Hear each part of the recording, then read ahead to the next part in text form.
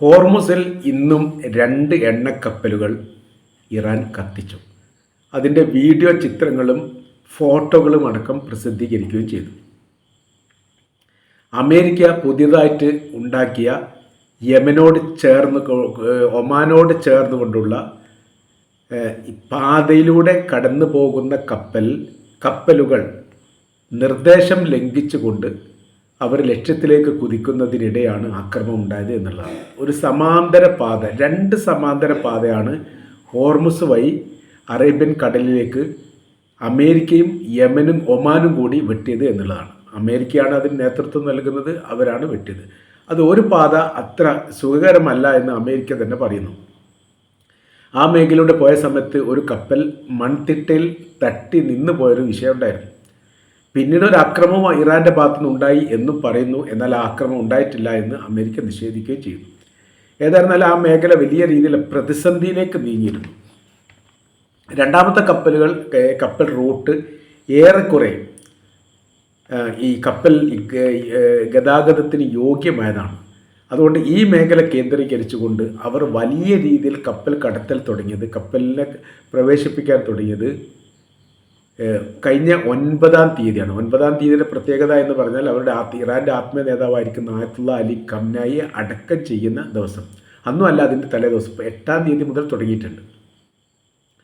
9-ാം തീയതിയോടുകൂടി അക്രമ പരമ്പര തന്നെ ഉണ്ടായി. 8-ാം തീയതി 2 കപ്പലിനെ ആക്രമിച്ചു. 9-ാം തീയതി 6ഓളം കപ്പലിനെ ആക്രമിച്ചു. അതിലൊന്ന് സൗദിയുടേതും ഒന്ന് ഖത്തറിൻ്റെതാണെന്ന് സ്ഥിരീകരിച്ചു. ഒരു കപ്പൽ ഏത് രാജ്യത്തിനാണ് സ്ഥിരീകരിച്ചില്ല. മറ്റ് 3 കപ്പലിനെ കുറിച്ച് യാതൊരു വിവരവുമില്ല. അത് മണിക്കൂറുകളുടെ ഇടവിട്ടിട്ടാണ് ഈ ആക്രമണം നടന്നത് എന്നുള്ളതാണ്. അപ്പോൾ ഇന്നത്തെ ദിവസം 11-ാമത്തെ ദിവസം പ്രവേശിച്ച സമയത്തും ഇറാന് നേരെ അമേരിക്ക ആക്രമണം നടത്തിയിട്ടുണ്ട്. അവർ പറയുന്നത് 15 ഇടങ്ങളിൽ, അത് 15 മുതൽ 35 ഇടങ്ങളിൽ ആക്രമണം നടത്തി എന്നാണ്. ഇറാന് നേരെ അമേരിക്ക ആക്രമിച്ച ആ സമയത്ത് തന്നെ മണിക്കൂറുകൾ വ്യത്യാസത്തിൽ എന്നാണ് പറയുന്നത് മാരകമായിരിക്കുന്ന തിരിച്ചടി ജോർദാൻ, കുവൈറ്റ്, ബഹ്റൈൻ ഇവിടെയുള്ള അമേരിക്കയുടെ സൈനിക കേന്ദ്രം ലക്ഷ്യമാക്കിയിട്ട് ഇറാൻ നടത്തി. അപ്പോൾ അടിക്ക് തിരിച്ചടി എന്ന തരത്തിലുള്ള മുജ്തബ ഖംനായി പറഞ്ഞു വെച്ചിരിക്കുന്ന അതിന് സമാനമായിരിക്കുന്ന രീതിയാണ് തുടരുന്നത് എന്ന് ചുരുക്കം.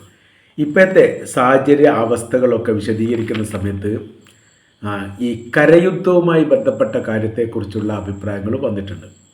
അതായത് ഇറാനിലേക്ക് തെഹ്റാൻ കേന്ദ്രീകരിച്ചുകൊണ്ട് അമേരിക്കൻ സൈനികരെ പ്രവേശിപ്പിക്കുന്നതിനെക്കുറിച്ച് ആലോചിക്കുന്നു എന്നാണ്. എന്നാൽ പെൻറ്റഗൺ ഇത് നിഷേധിച്ചു. കാര്യം എന്ന് പറഞ്ഞാൽ ഒരു യുദ്ധഭൂമുഖത്തേക്ക് രണ്ടും കൽപ്പിച്ച് നിൽക്കുന്ന സൈനിക സംവിധാനത്തിൻ്റെ ഇടയിലേക്ക് അമേരിക്ക ഭയപ്പാടോടുകൂടിയും സൈനികർക്ക് ഭയപ്പാടോടുകൂടിയും ഒരു കൂട്ടം സൈനികരെ പ്രവേശിപ്പിക്കുന്ന സമയത്തുണ്ടാകുന്ന ആഘാതങ്ങൾ എത്രത്തോളം ഉണ്ട് എന്ന് ഇപ്പോഴും പറയാനായിട്ടില്ല. അതാണ് അവരുടെ ഏറ്റവും പ്രധാനമായിരിക്കുന്ന വിഷയമായിട്ട് പറയുന്നത്. ഇനി അടുത്ത 2-ാം ഘട്ടം പറയുന്നത്, ഇങ്ങനൊരു യുദ്ധമുണ്ടായിക്കഴിഞ്ഞാൽ അവരുടെ കൈവശത്തിൽ ആണവായുധം ഉണ്ടോ ഇല്ലേ എന്നുള്ള സംശയങ്ങൾ ഇപ്പോഴും നിലനിൽക്കുകയാണ്. പൂർണ്ണമായിരിക്കുന്ന ഒരു രൂപം പറയാൻ വേണ്ടി IAEA അവർക്ക് സാധിച്ചില്ല. അറ്റോമിക് ഏജൻസി, ഇൻ്റർനാഷണൽ ഏജൻസി തന്നെ പറയുന്നത് സമ്പുഷ്ട യുറേനിയം മാത്രമേ ഉള്ളൂ എന്ന, കാണാത്തൊരു കാര്യത്തെക്കുറിച്ചും തെളിവില്ലാത്തൊരു കാര്യത്തെക്കുറിച്ചും പറയാൻ വേണ്ടി സാധിക്കുകയില്ല. എന്നാൽ ഇറാൻ്റെ സ്വഭാവവും രീതിയും അവരുടെ ആയുധ കൂമ്പാരങ്ങളും വെച്ച് നോക്കുന്ന സമയത്ത് ശത്രുവിനോട് ഇറാൻ പെരുമാറുന്ന രീതി വെച്ച് നോക്കുമ്പോൾ അവരുടെ കൈവശത്തിൽ ആണവായുധമുണ്ട് എന്ന് സന്ദേഹിക്കാൻ വേണ്ടിയിട്ട് സാധിക്കുകയും ചെയ്യും. ഈ തരത്തിലാണ് ഇപ്പോഴത്തെ വിഷയകാര്യങ്ങൾ പോകുന്നത്. അപ്പോൾ ആക്രമണത്തിൻ്റെ തോത് എത്രത്തോളം കൂട്ടുന്നോ അതിനനുസരിച്ച് ഇറാൻ്റെ ഭാഗത്തുനിന്നും തിരിച്ചടിയുമായി ബന്ധപ്പെട്ട കാര്യങ്ങളുടെ തോത് വർദ്ധിക്കുകയും ചെയ്യുന്നു. ഇപ്പോൾ അറേബ്യൻ മേഖല ഏറെക്കുറെ ഇറാനുമായിട്ട് വലിയ രീതിയിലുള്ള ഉടക്കിലാണ്. എന്നാലും ഇറാനുമായിട്ട് നേർക്കുനേരെ യുദ്ധം ചെയ്യാനുള്ള ധൈര്യം അറേബ്യൻ രാജ്യങ്ങൾക്ക് ഇപ്പോഴും ഇല്ല. എന്തൊക്കെ പ്രതിഫലനങ്ങളാണ് അതിൻ്റെ തിരിച്ചടിയുമായിട്ട് ബന്ധപ്പെട്ടുണ്ടാവുക എന്ന് പറയാൻ പറ്റില്ല. ലോകാത്ഭുതങ്ങളായിരിക്കുന്ന പല നിർമ്മിതികളുടെയും ആസ്ഥാന മന്ദിരങ്ങളാണ് അറേബ്യൻ രാജ്യങ്ങൾ. അപ്പോൾ ഈ മേഖല കേന്ദ്രീകരിച്ചുകൊണ്ട് അവർ ആക്രമണം നടത്തിയാൽ അതിൻ്റെ നാശങ്ങളും നഷ്ടങ്ങളും ഒരിക്കലും അവസാനിക്കാത്ത വിധം ഉണ്ടാകും എന്ന കാര്യത്തിൽ സംശയമില്ല. അപ്പോൾ ഈ ജോർദാനെ കേന്ദ്രീകരിച്ചുകൊണ്ട് ഇപ്പോൾ ആക്രമിക്കുന്നതിൻ്റെ കാര്യത്തെക്കുറിച്ച് ഈ ഒരു പ്രസ്താവന കൂടി ഇറാൻ്റെ ഇർന പത്രം റിപ്പോർട്ട് ചെയ്തിട്ടുണ്ട്. അവർ പറയുന്ന കാര്യം ഇങ്ങനെയാണ്: ജോർദാൻ അവരുടെ ഇഷ്ട വിനോദ കേന്ദ്രമാണ്. അവിടെ വെച്ചുകൊണ്ടാണ് ഇപ്പോൾ ഈ ഇറാന് നേരെ അമേരിക്ക ആക്രമണം നടത്തുന്നത്, പല തരത്തിലുള്ള ആക്രമണം നടത്തുന്നു.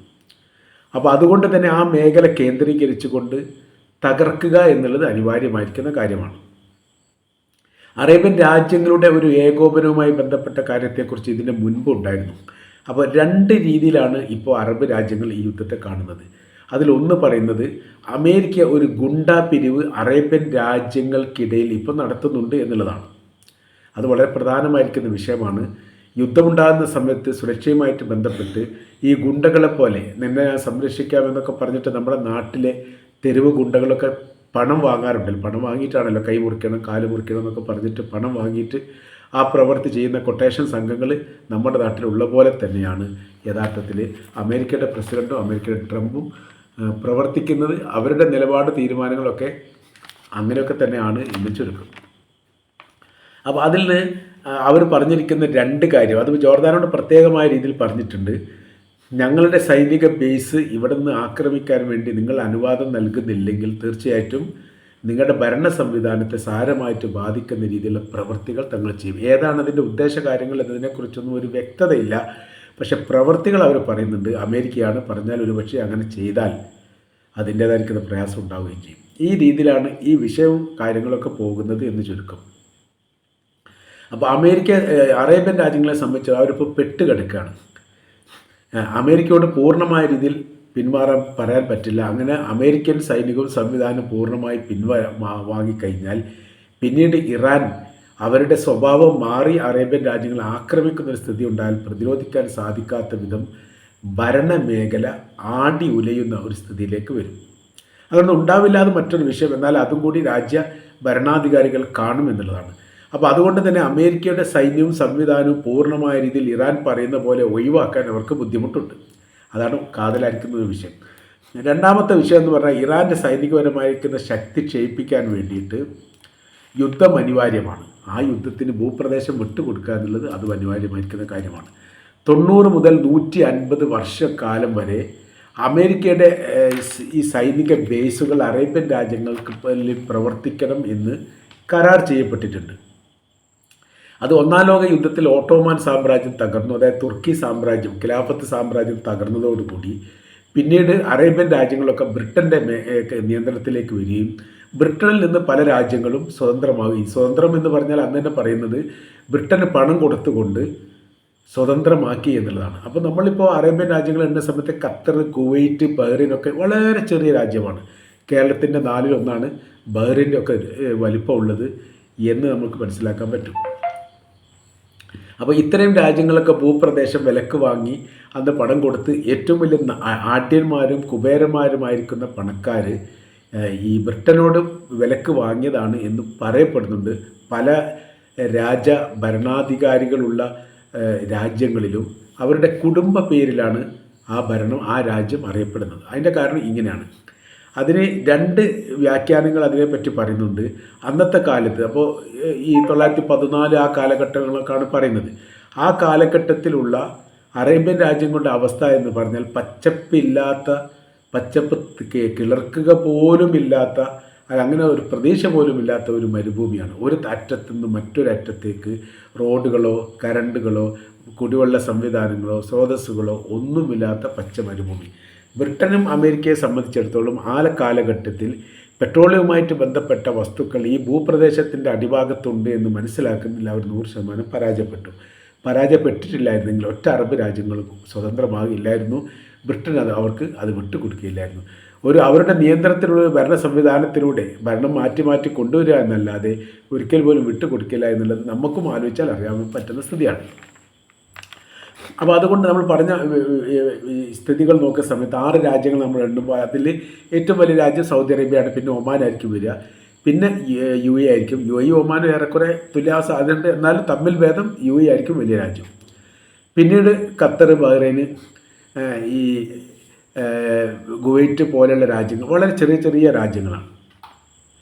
അപ്പോൾ ഈ രാജ്യങ്ങളെ കേന്ദ്രീകരിച്ചുകൊണ്ട് ഇറാനെ ആക്രമിക്കാൻ എളുപ്പവും ഈ രാജ്യങ്ങളിൽ നിന്ന് ഇറാനെ ആക്രമിക്കാൻ വലിയ പ്രയാസമാണ്. അതുകൊണ്ട് പല അവസരങ്ങളിലും സാഹചര്യങ്ങളിലും ഇവർക്ക് വേണ്ടി അമേരിക്ക ആ പണിയെടുക്കുന്നു എന്നുള്ള ആ പണിയെടുക്കുന്ന സമയത്ത് അമേരിക്ക ചോദിക്കുന്ന പണം അറേബ്യൻ രാജ്യങ്ങൾ കൊടുക്കേണ്ട ഒരു സ്ഥിതി ഉണ്ടാകുന്നു.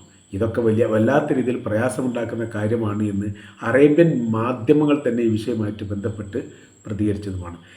ഏതായിരുന്നാലും ഇപ്പം നടക്കുന്ന യുദ്ധം എന്ന് പറഞ്ഞാൽ നമ്മളിപ്പോൾ പറയുന്ന പോലെ ഒരു ഗുണ്ടാ യുദ്ധം മാത്രമാണ് എന്ന് തീർച്ചയായിട്ടും നമുക്ക് പറയാൻ വേണ്ടിയിട്ട് സാധിക്കുന്നത്.